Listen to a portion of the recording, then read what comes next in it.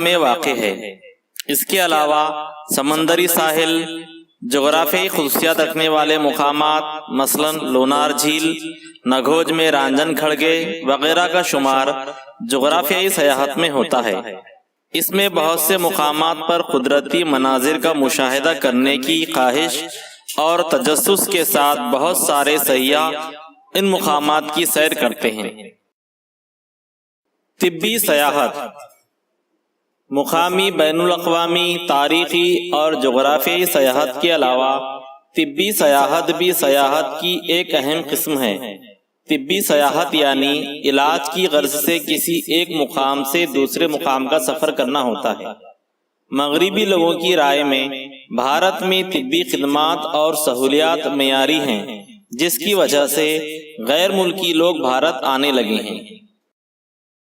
بھارت میں وافر مقدار میں شمسی روشنی میسر ہوتی ہے، جس سے فائدہ حاصل کرنے کے لیے دنیا بھر سے لوگ بھارت آتے ہیں۔ یوگا کی تعلیم اور آیورویدک معالجے کے لیے بھی غیر ملکی سیاح بھارت آتے ہیں۔ زرعی سیاحت مقامی، بین الاقوامی، تاریخی، جغرافیائی اور طبی سیاحت کے علاوہ زرعی سیاحت بھی سیاحت کی ایک اہم قسم ہے۔ شہروں میں پلے بڑھے اور زراعت سے ناواقف لوگوں کے لیے سیاحت کی قسم زرعی سیاحت دور حاضر میں بہت تیزی سے ارتقاء پذیر ہے۔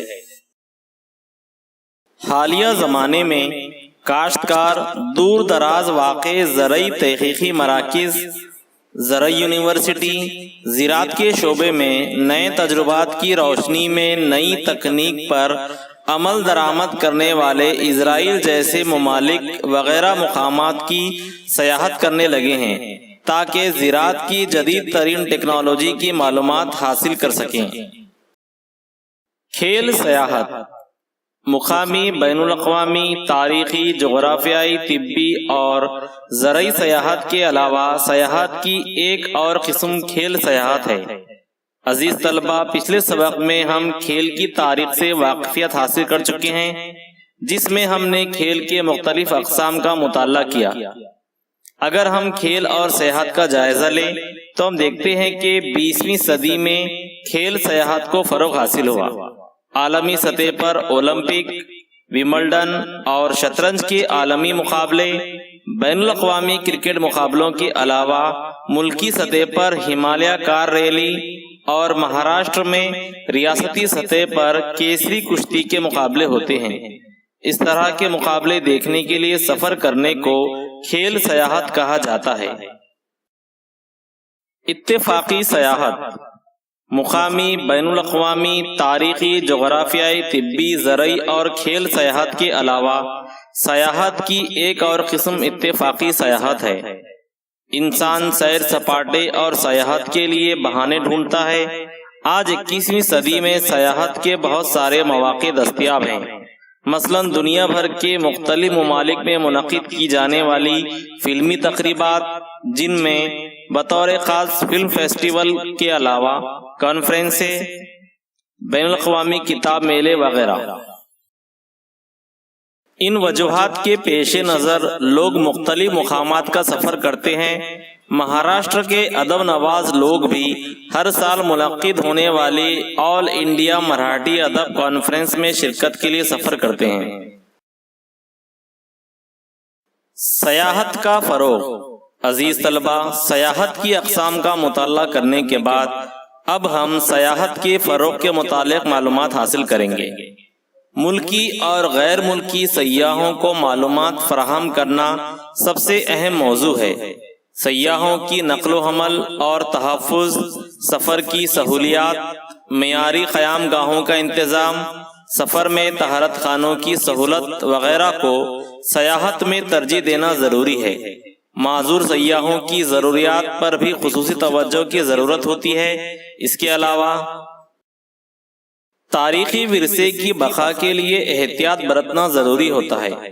تاریخی عمارتوں کو خراب کرنے سے بچنا، دیواروں پر عبارت لکھنا یا درختوں پر کندہ کاری کرنا، پرانی عمارتوں کو بھڑکدار رنگوں سے رنگنا، سیر کی جگہ سہولتوں کا فقدان ہونا جس سے گندگی بڑھتی ہے وغیرہ امور سے بچنا ضروری ہے۔ بین الاقوامی اہمیت کی حامل زبانوں میں معلوماتی کتابیں، گائیڈ بک، نقشے، تاریخی کتابیں مہیا کرانا ضروری ہوتا ہے۔ غیر ملکی سیاحوں کو سیر کرانے والی گاڑیوں کے ڈرائیوروں کو ذو لسانی تربیت دینا ضروری ہے۔ یہ ڈرائیور گائیڈ کے طور پر بھی کام کر سکتے ہیں۔ تاریخی مقامات کی نگہداشت اور تحفظ۔ تاریخی مقامات کی نگہداشت اور تحفظ ایک بڑا چیلنج ہے۔ ہمارے ملک بھارت میں قدیم، عہد وسطیٰ اور دور حاضر کے تاریخی مقامات کا ورثہ موجود ہے۔ اسی کے ساتھ قدرتی ورثہ بھی ہمیں حاصل ہے۔ اس ورثے کی دو قسمیں ہیں، نمبر 1 قدرتی ورثہ اور نمبر 2 انسانوں کا تیار کردہ تہذیبی ورثہ۔ دنیا بھر میں مشہور و معروف کچھ اہم مقامات بھارت میں واقع ہیں۔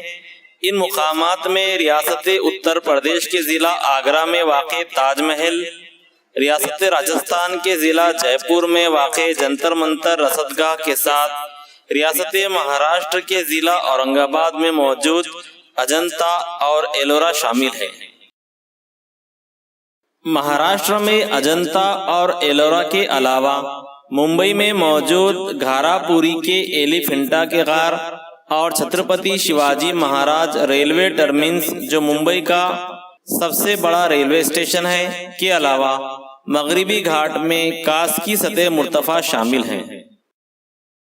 دنیا بھر کے سیاح عالمی ورثے کے حامل مقامات کی سیر کی خواہش اپنے دل میں رکھتے ہیں۔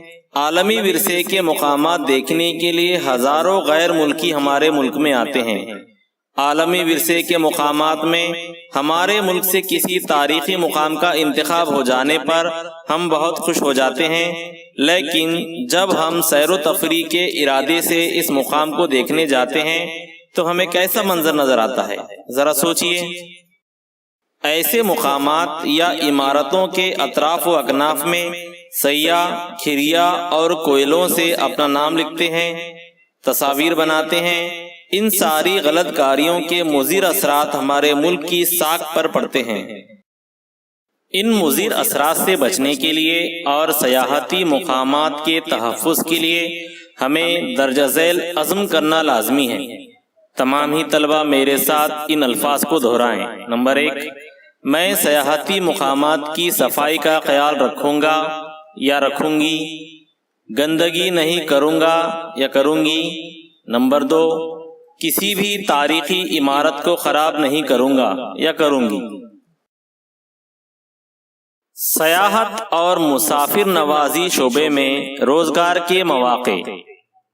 سیاحت سب سے زیادہ روزگار کے مواقع فراہم کرنے والی صنعت ہو سکتی ہے۔ اگر ہم پیشہ ورانہ نقطہ نظر سے اس طرف توجہ دیں تو یہ ایک مستقل روزگار ہے۔ اس شعبے میں اختراعی تجربات کرنے کے وافر مواقع موجود ہیں۔ سیاحت کی وجہ سے بہت سارے لوگوں کو روزگار کے مواقع پیدا ہوتے ہیں۔ غیر ملکی سیاح کے ہوائی اڈے پر قدم رکھنے سے پہلے ہی وہ سیاحت والے ملک کی آمدنی کا ذریعہ بن جاتا ہے۔ وہ جو ویزا فیس ادا کرتا ہے اس سے اپنے ملک کو محصول حاصل ہوتا ہے۔ سفر خرچ، ہوٹلوں میں قیام و طعام، گائیڈ کی مدد لینا، اخبارات، حوالہ جاتی وسائل خریدنا، یادگار کے طور پر مقامی اشیاء خریدنا وغیرہ۔ سیاح اپنے گھر لوٹنے تک ان سب طریقوں سے اپنے ملک کی آمدنی کا ذریعہ بنا رہتا ہے۔ سیاحتی مراکز کے اطراف تجارتی منڈیوں کو فروغ ملتا ہے۔ وہاں دستکاری اور گھریلو صنعتوں کو فروغ حاصل ہوتا ہے۔ یہاں تیار کردہ اشیاء کی خرید و فروخت میں اضافہ ہوتا ہے، مثلا مقامی کھانے، دستکاری کی اشیاء وغیرہ سیاح بڑی دلچسپی سے خریدتے ہیں، جس کی وجہ سے مقامی روزگار میں اضافہ ہوتا ہے۔ مہاراشٹر میں سیاحت کا فروغ۔ سیاحت کے نقطہ نظر سے مہاراشٹر کو عظیم الشان ورثہ حاصل ہے۔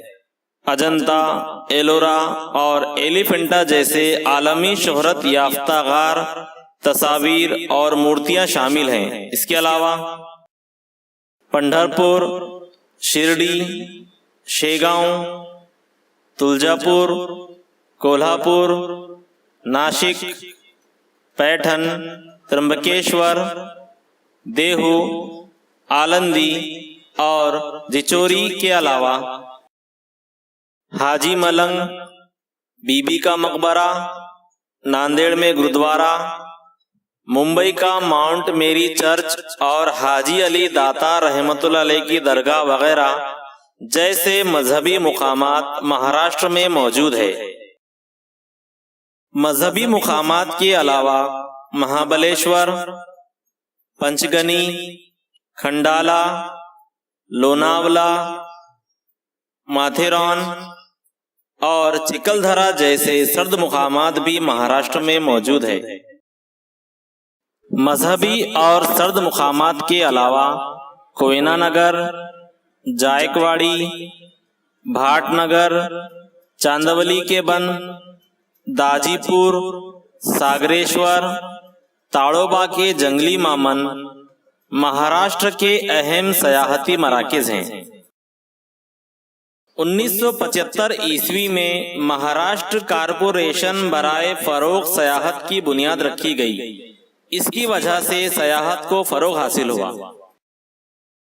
इस कारपोरेशन के जरिए रियासत में 47 जगहों पर सयाहों की रिहाइश का इंतजाम किया गया है, जिसमें तकरीबन 4000 से जायद सयाहों की रिहाइश का इंतजाम होता है।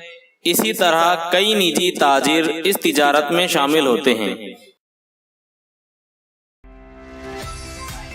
अजीज तलबा, यहाँ पर तारीख के सबक नंबर 8 सयाहत और तारीख का इख्तिताम होता है।